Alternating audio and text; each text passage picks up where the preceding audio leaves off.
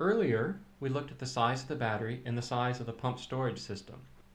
We said that the battery consisted of 4 ISO shipping containers, each half full of lead-acid batteries, and the pump storage facility was a colossal hole in the ground that was 1 kilometer by 2 kilometers.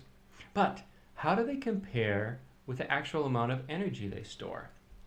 That's the question we're going to answer in this video. If we were to use calculus, we would say that energy is the integral of power. From time A to B. We don't need to be that sophisticated if we assume that power is constant. And when we do that, we see that energy is simply the product of power times time.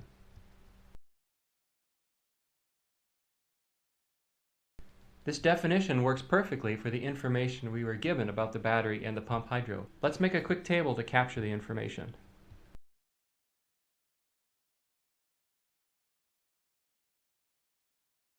The battery is rated to provide 8 megawatts for 2 minutes.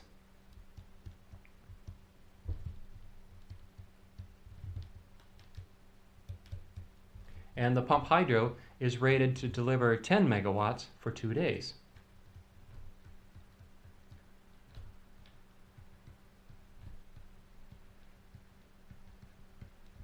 Notice that in each of these we have units of power and we have units of time. The battery, 8 megawatts for 2 minutes. The pump hydro, 10 megawatts for 2 days.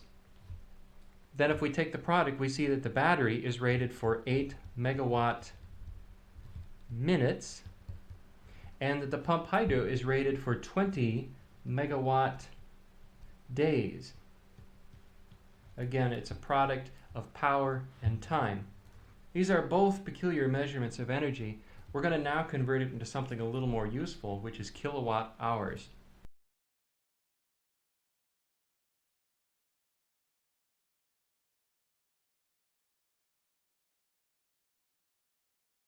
Which gives us 270 kilowatt hours for the battery and 480 megawatt hours